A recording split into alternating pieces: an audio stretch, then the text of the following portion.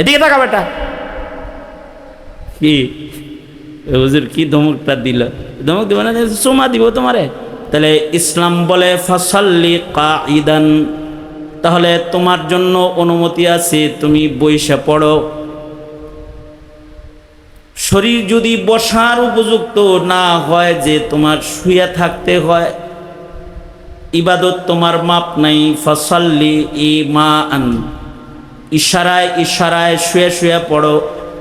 আজব আল্লাহ পাকের নিয়ম, কারণ সুস্থতা অসুস্থতার মালিক আল্লাহ।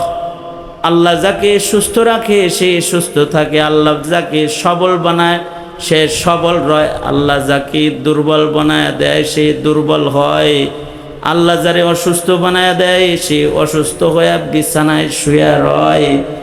এ কারণে সব দেওয়ার সময় অসুস্থরে সুস্থের মতনই দেয়। বিছনায় শুয়ে শুয়ে ইশারায় নামাজ পড়লেও রব্বুল আলামিন সুস্থ বদনে মসজিদের পয়লা রাকাতে পয়লা কাতারে দাঁড়ায়া তাকবীরে উলার নামাজ পড়ে যে সব পেয়েছে, অসুস্থ বদনে ইশারা কইরা নামাজ পড়ে ঘরের ভেতরে, রব্বুল আলামিন তাকে মসজিদের পয়লা কাতারের তাকবীরে উলার সব তার গোলামকে আল্লাহ পাক দিয়ে দেয়। কারণ ইবাদতটা হলো বদনী ইবাদত। মৌসুমটা গরমের, এই সময়ে মানুষের মাটির উপরে বসে থাকা অনেক কঠিন। সারা দিনের রোদ্রে মাটি গরম, বসে থাকলেও শরীর ঘেমে যায়। এই কারণে আমাদের দেশে ওয়াজ মাহফিলগুলো ময়দানে সাধারণত শীতের দিনে হয়। এই সময়ে এটা মানুষের জন্য এক জায়গায় বসে খোলা মাঠে বয়ান শোনা কঠিন। মৌসুমে ফল সস্তা থাকে, কিন্তু মৌসুম ছাড়া যদি অমৌসুমে ফল পাওয়া যায় কোনো, সেটার দাম অনেক বেশি হয়। কাঁঠালের মৌসুম না, যদি বাজারে দু একটা কাঁঠাল পাওয়া যায় তাহলে এটা অনেক দামি হয়ে যায়। তরমুজের মৌসুম, তো এটা এখন সস্তা।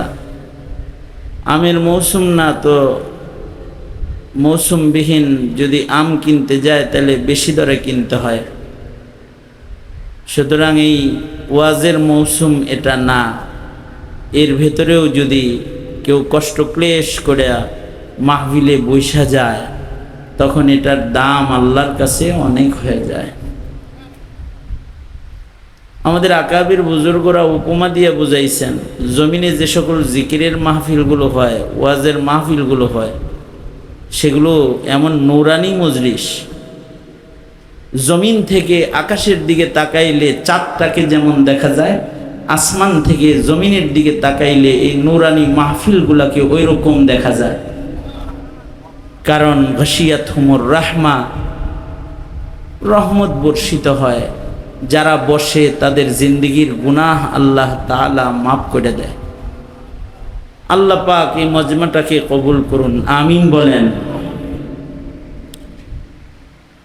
কিছু কথা আগে বলি, আয়াত হাদিস পড়ছি, সামান্য ছোট্ট করে একটা সবক আপনাদের কানে পৌঁছাইবার জন্য। আমাদেরকে একজন বানাইছেন, তিনি কে? তিনি উদ্দেশ্যবিহীন আমাদেরকে বানান নাই। কি উদ্দেশ্যে বানাইছেন তাও তিনি নিজেই বলে দিছেন।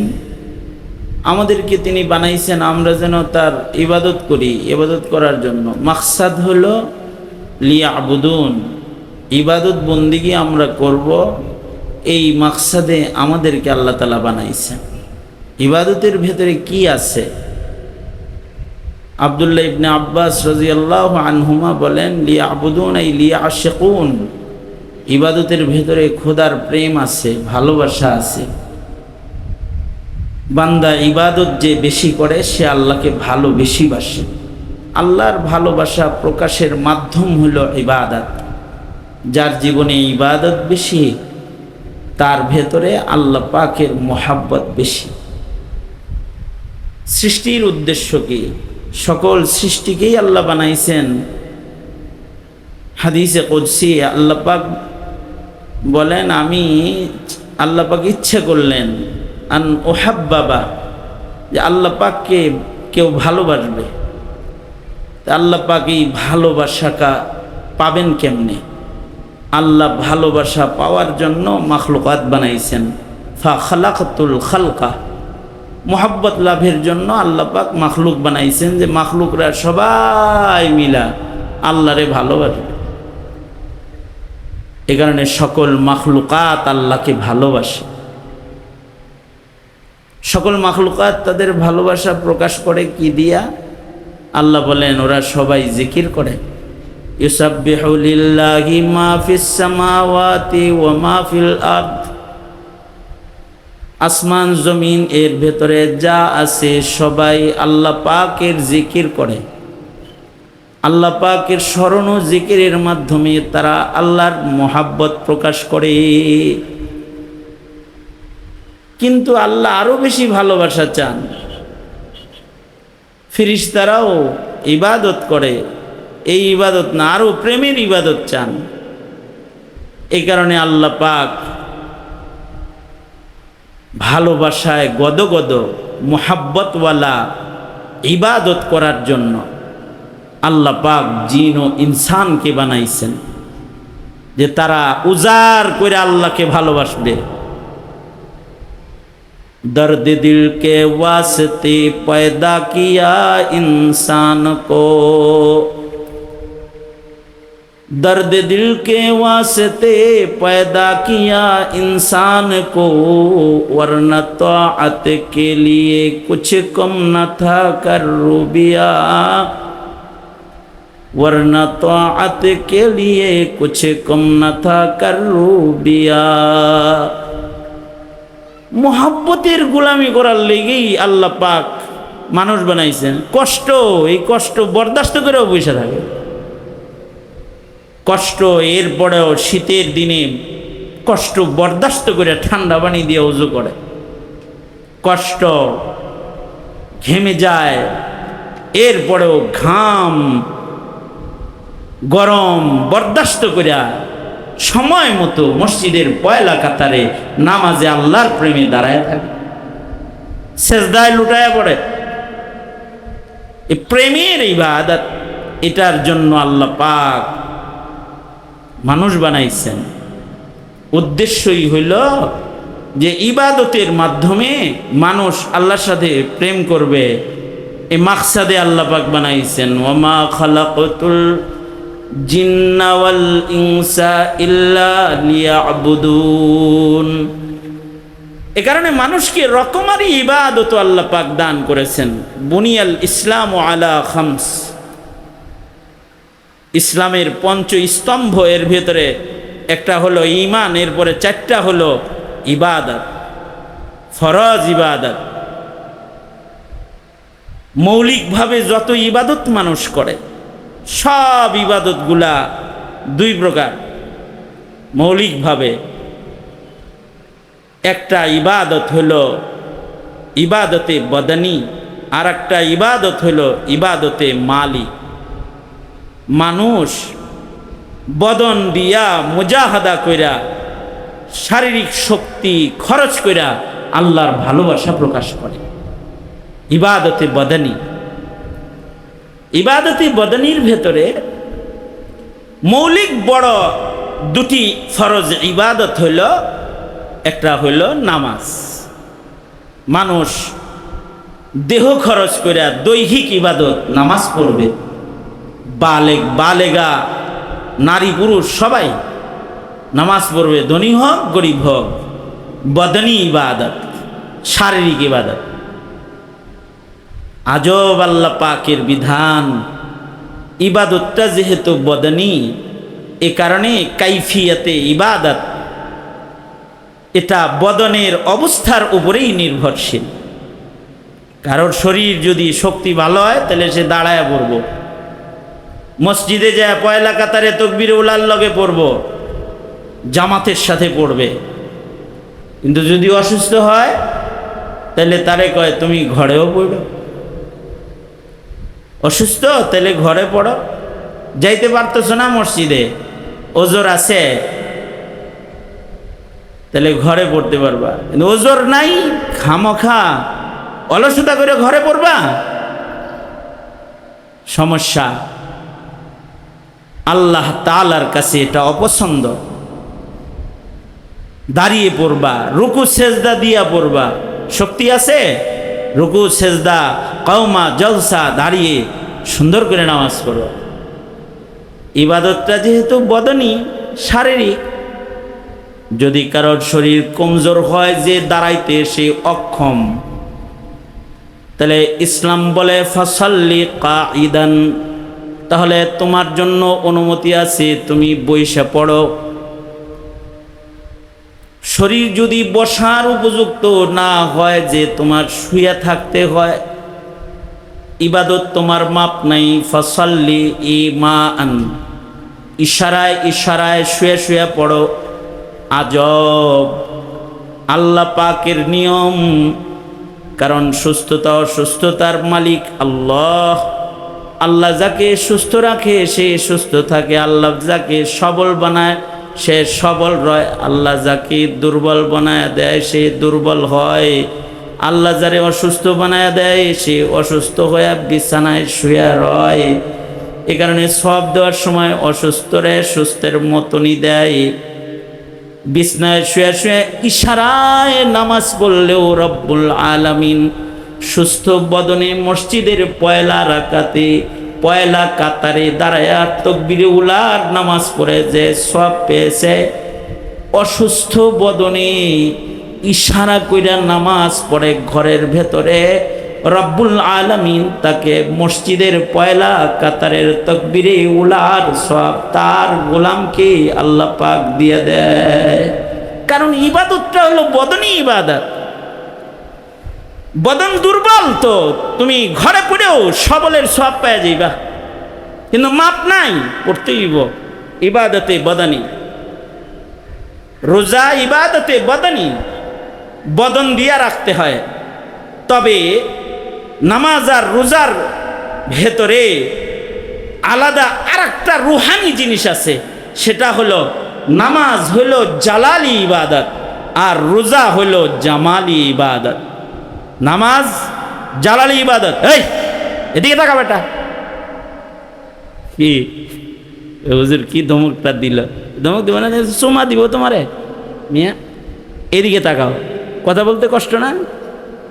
আমারও তো ব্যস্ততা আছে, আমি কথা বলতেছি কি থোড়াই? যে কয়জন বসা আছে এদিকে খেয়াল করবা। আমাদের বাংলাদেশে ভালো করে বললে শোনে না দেখে এরকম মানে তেরা করে বলতে হয় মাঝে মধ্যে। বাঙালির একটা নিয়ম আছে, সোজা আঙ্গুলে গিয়ে ওঠে না, ঠিক না? হ্যাঁ, এরকম না? ভালো করে বললে শুনবার চায় না। হাসি না শুনে নাই, ভালো করে বলছে শুনে নাই, পরে যখন আঙ্গুল বাঁকা করছে তখন হেলিকপ্টারে চলে গেছে গা। বাঙালি সোজা কথা শুনতে চায় না, আঙ্গুলি বাঁকা করতে হয়। এ কারণে বিরোধী দল লাগে। বিরোধী দল কি লেগে লাগে? ওই যে আঙ্গুল বাঁকা কোনো লোক মাঝে মাঝে,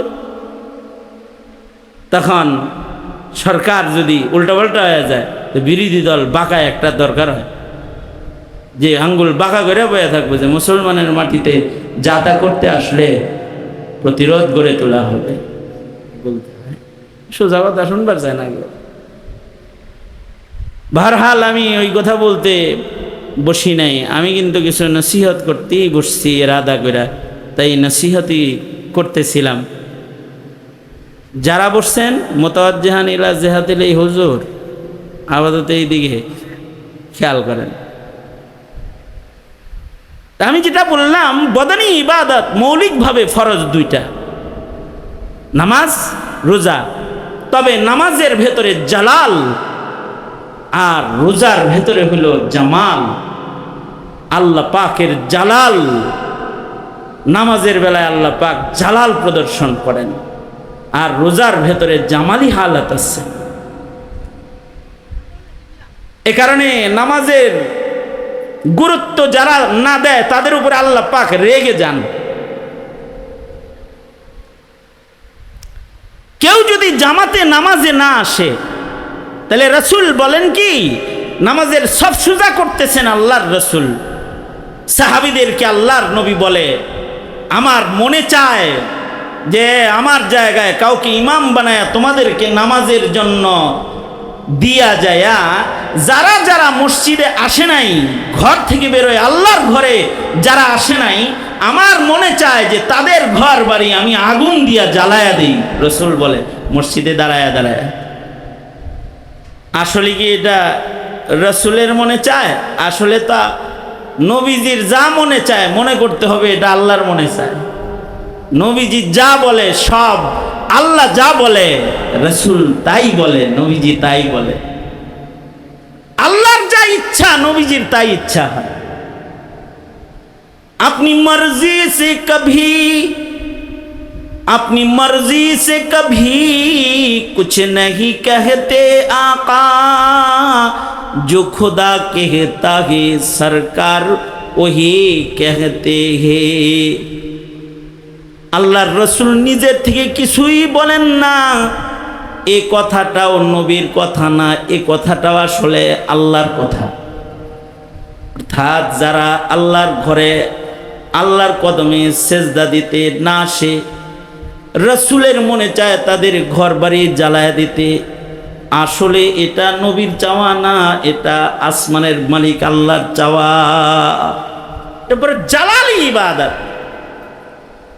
কেউ যদি রুকু সেজদা কওমা জলসা সুন্নত তরিকায় না করে, নবীর তরিকায় না করে, সাল্লু কামা রাআইতুমুনি উসাল্লি, নবী যেমনি নামাজ পড়ে ওইভাবে যদি কেউ নামাজ না পড়ে, তাইলে আল্লাহ পাক এমন অচল নামাজকে গোলাম বান্দার চেহারায় ছুঁড়া মারবে যে তোর এরকম বিকলাঙ্গ বিভৎস ইবাদত নামাজ আমার লাগবে না, নিয়ে যা। এমন কি নামাজের ভেতরে যদি কেউ নিজের দিলকে হাজির না রাখে, তাইলেও লা সালাতা ইল্লা বি হুজুরিল কলব, হুজুরে কলব ছাড়া ইবাদত করলে ওই ইবাদত আল্লাহ পাক গ্রহণ করেন। আবার যদি ভুলে ভালেও কোনো ভালো কাজও করে ফেলায়, ভুল হইলেই, ভুলটা যদি ভালো কাজের ভুলও হয় তাও জরিমানা, জালাল গালেব। এ কারণে মাগরিবের নামাজ পড়লাম আজকে 2 বৈঠক, পয়লা বৈঠকে যদি তাশাহুদ পড়ার পরে ভুলে দরুদ শরীফ আল্লাহুম্মা সাল্লি আলা মুহাম্মদ পর্যন্ত চলে যায়, তাইলে জরিমানা সেজদায়ে সাহু দিতে হবে। কারণ কি? কারণ হলো ভুলে দরুদ পড়লি কে? ইমানদার ভুলে দরুদ পড়ে? ইমানদার তো মোহাব্বতে দরুদ পড়বে। তুই ভুলে পড়লি কেন? সেজদায়ে সাহু লাগা। আবার 2টা সেজদা দিবি, ফের তাশাহুদ পড়বি, দরুদ শরীফ পড়বি, দোয়া মাসুরা পড়বি, এরপরে নামাজ শেষ করবি। জরিমানা, জালালি ইবাদত। এক ওয়াক্ত যদি ইচ্ছা করে কেউ নামাজ না পড়ে ফাকাদ কাফার, সে ইমাম আহমদ বিন হাম্বলের ফতোয়া হইল সে মুরতাদ হয়ে যায়, ফিরা কালেমা পড়া মুসলমান হইতে। আর ইমামে আজম আবু হানিফার ফয়সালা হলো নামাজ না পড়লে এটারে জমিনে আযাব চলতে দেওয়া যাবে না, এটাকে জেলখানায় বন্দী করে রাখো, খোদার জমিনে ঘোরাফেরা করার অধিকার ওর নাই যদি নামাজ না পড়ে। এই সকল বিধানগুলোকে, এই সকল বর্ণনাগুলোকে এক জায়গায় করলে প্রত্যেকটা অভিভাবক সে বাইর করতে পারবে তার ঘরে সে কয়টা মুরতাদ পালে। বাপ বাইর করতে পারবে যে হের ঘরে মুরতাদ কয়টা। যেগুলা ইচ্ছা করে নামাজ পড়ে না, তো বাপের ওই সন্তানগুলা আহমদ ইবনে হাম্বলের ফতোয়া মাফিক মুরতাদ, আর ইমামে আজমের ফয়সালা মাফিক সাধারণ চলার উপযুক্ত না, জেলে থাকার উপযুক্ত। আর যদি ইচ্ছা করে জামাত তরক করে, এক পর্যায়ে যদি জুমার নামাজ, এই যে জুমার নামাজ গেল, 3 জুমা যদি কেউ না পড়ে লাগাতার, তাইলে কুতিবা মিনাল মুনাফিকিন, রাসূল বলে আল্লাহ রাগ হয়ে তার নাম মুনাফিকের লিস্টে উঠায় দেয়। শুধুই মাত্র নামাজ বর্জন, জুমা বর্জন, এই 2টা দিয়া, এই 2টা মূলনীতি দিয়া ইমানদার কয়জন ঘরে পালেন আর মুনাফিক কয়টা পালেন বাইর করা সম্ভব। বুঝেন নাই কথা? জালালি ইবাদত। ইমাম আহমদ বিন হাম্বল বলে শরিয়া আদালত যদি থাকে তাহলে ইচ্ছা করে যারা নামাজ পড়ে না ওগুলোর গর্দান কেটে দিবে বিচারক, ধরে না। কারণ ও মুরতাদ, মুসলিম পরিচয়ে থাকতে পারবে না, ওর ঈমান নষ্ট হয়ে গেছে। এত শক্ত জালালি ইবাদত নামাজ। পক্ষান্তরে রোজা বদনী ইবাদত, জামাল জামাল। শাওয়ালে রোজা রেখা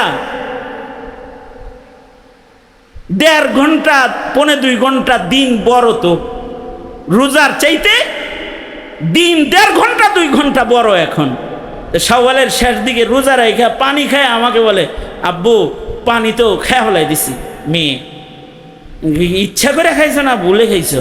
ভুলে খাইছি। ইচ্ছা করে কি কেউ পানি খায় রোজা রেখা? আমি তো ভুলে পানি খেয়েছো, কেউ ভুলে ভাতই খেয়ে আলাই দিতে। কারণ ভুলে যদি তুমি পেট ভরা ভাতও খাইতা, এটা তো জামালি ইবাদত, এটা আল্লাহ পাক ভাত খাইলেও কইতো যা রোজা রাখছিলি ভুলেই তো খাইছস, কবুল করে নিলাম, কোনো সহজতা লাগবো টাকবো না। জালালি না, এটা জামালি ইবাদত। তবে নামাজের সহযোগী ইবাদত হলো যাকাত। এ কারণে কোরআনে কারীমে আকিমুস সালাহ ওয়া আতুজ যাকাত, আকিমুস সালাহ ওয়া আতুজ যাকাত, নামাজের কথা যেখানে আছে যাকাতের কথা সেখানে আছে, যুগল বর্ণনা। কারণ কি?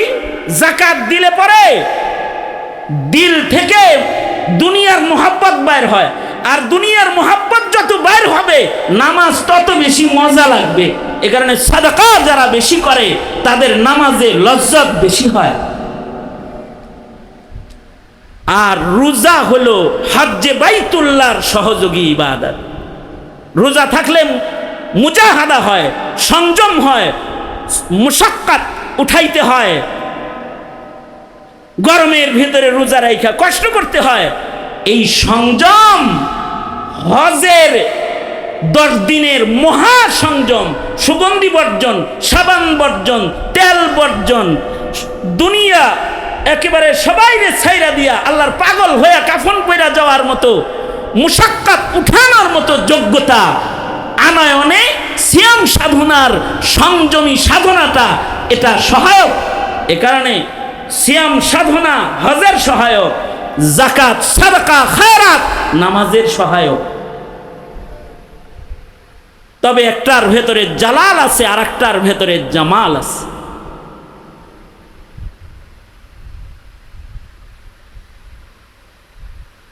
আর একটা ইবাদত হলো মুশতারিকা বাইনাল মাল ওয়াল বাদান, যেইটার মৌসুম এখন চলছে, হজের মৌসুম। এটা দেহ এবং মাল দুইটা দিয়া মুরাক্কাব, বদনের শক্তিও লাগবে, পাতিবত্যও লাগবে।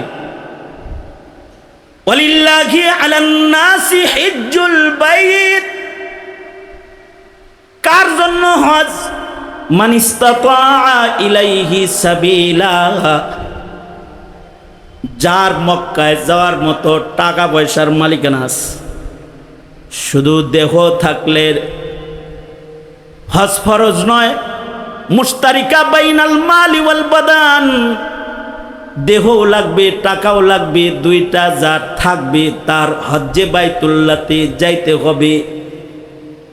যদি ইচ্ছা কইরা কোনো পয়সাওয়ালা সুস্থ মানুষ হজে না যায়, নবী বলে ফালিয়ামুত ইনশাআ নাসরানিয়ান ইনশাআ ইহুদিয়ান ওয়া ইনশাআ নাসরানিয়ান, সে ইহুদি হয়ে মরুক অথবা নাসারা হয়ে মরুক, আমার কিছু আসে যায় না। ছেলে মেয়ে বিয়া দেওয়া হইতেছে না, এই কারণে হজে যায় না, ওর ইমানের খাতরা। নবী কয় ও ইহুদি হয়ে মরুক নাসারা হয়ে মরুক, আমার কিছু আসে যায় না। মাল আছে, শক্তি আছে, হজে যাইতে হইব, ফরজ। জীবনে একবার হজ্জে বাইতুল্লাহ ফরজ করেছেন, ওইটার মৌসুম চলছে। কিন্তু যদি কারোর টাকা থাকে দেহ না থাকে তাইলে কি করবে? টাকা আছে 2 চোখ নাই, টাকা আছে 2 পাও নাই, এর মতো অচল লোকের হজে যাওয়ার দরকার নাই। আল্লাহ কয় তোর টাকা দিয়া একটা চোখওয়ালা পাওয়ালা সুস্থ মানুষকে হজ্জে বদল করার জন্য পাঠায় দে, দেখবে আরেকজন, কিন্তু এটা আশিকানা ইবাদত। একজন দেখবে কিন্তু সব তোর আমলনামায় উঠবে, দিব আমি, কারণ এটা আশিকানা ইবাদত। দেখবো এক চোখ, সব পাবি তুই। হাঁটবো এক চোখ এক পা, কাবার পরে সব দিব তোরে। ইশকের ইবাদত।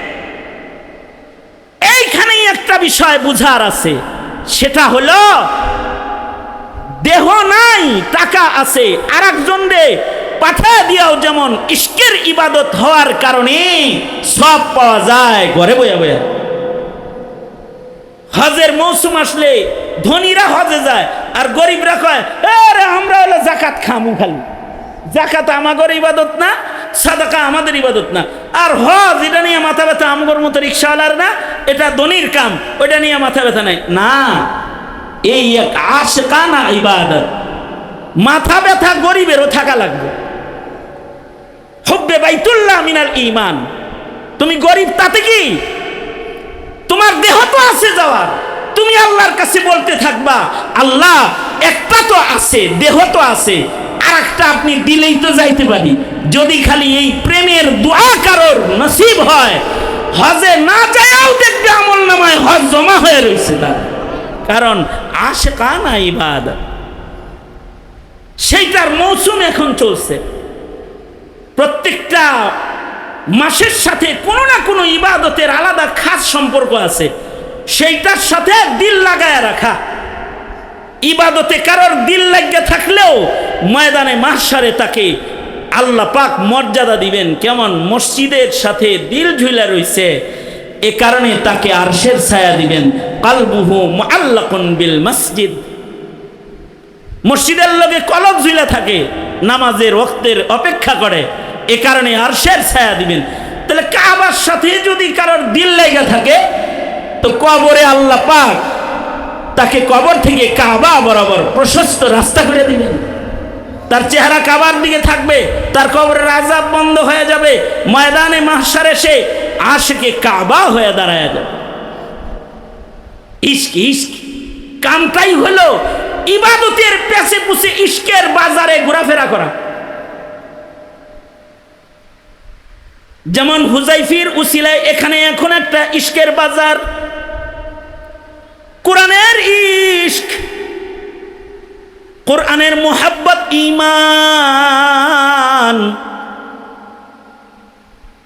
আল্লাহ ওয়ালাদের মুহাব্বত ঈমান, আলেম উলামার মুহাব্বত ঈমান।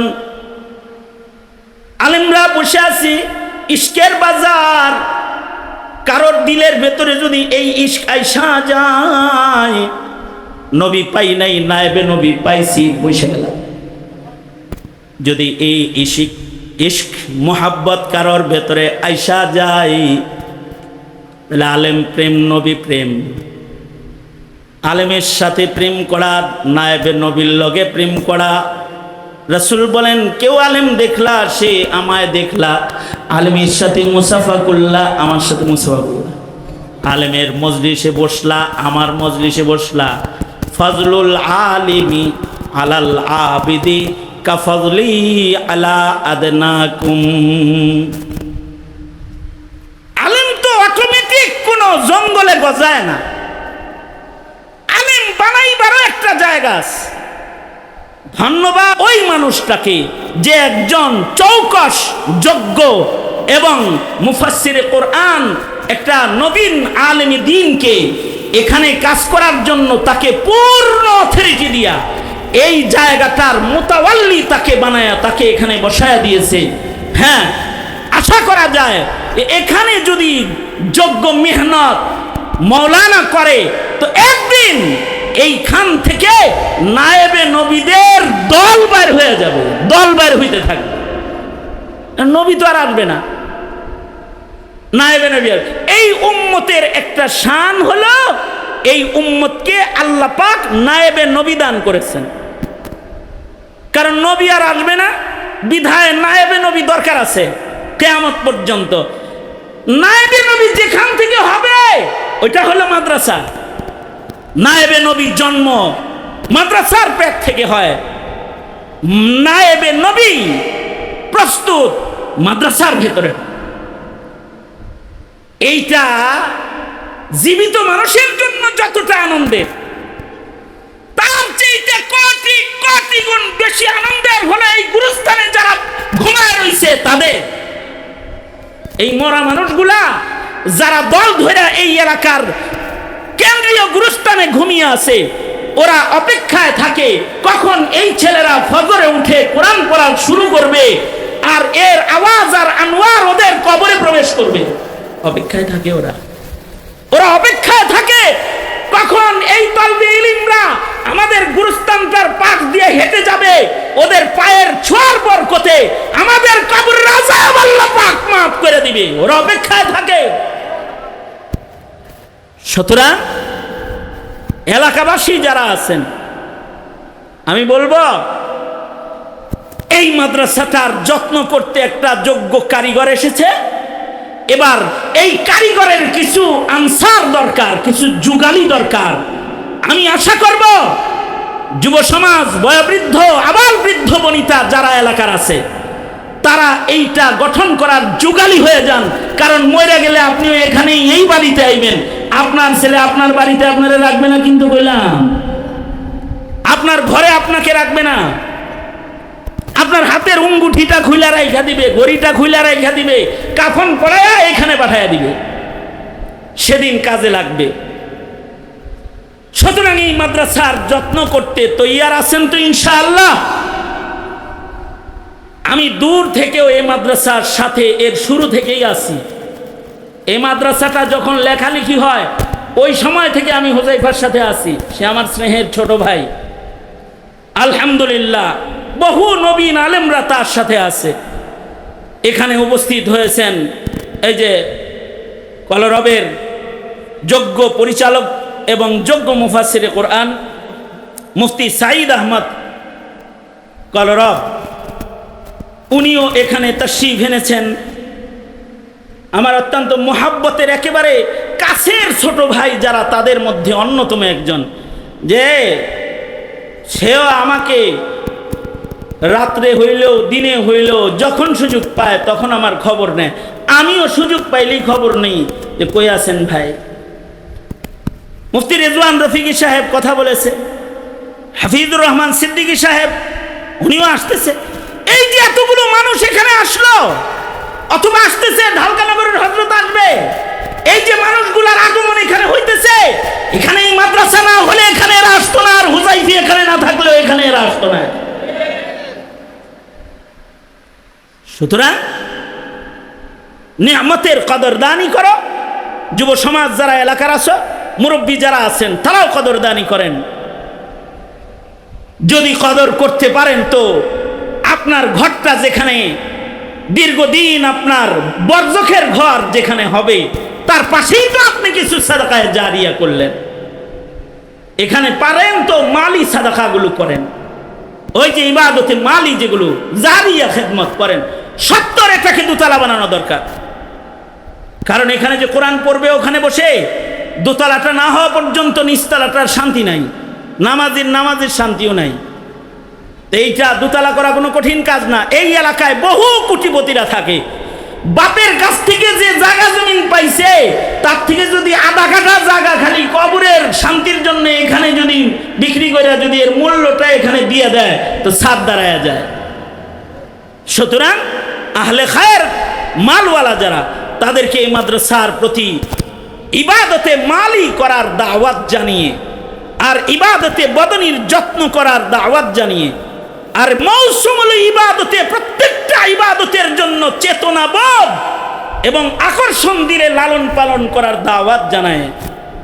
আল্লাহ পাকের যে মাকসাদ আমরা ইবাদত করব, এটাকে বাস্তবায়ন করার দাওয়াত জানিয়ে আমি আমার সংক্ষিপ্ত কথা এখানে শেষ করতেছি। আল্লাহ আমাদের সবাইকে, আমাদেরকে সৃষ্টি করার যে উদ্দেশ্য ইবাদত বন্দিগি, সেইটা সাধন করার তৌফিক আমাদের আল্লাহ পাক দান করুন। আমিন। ওয়া আখিরু দাওয়ানা আলহামদুলিল্লাহি রাব্বিল আলামিন।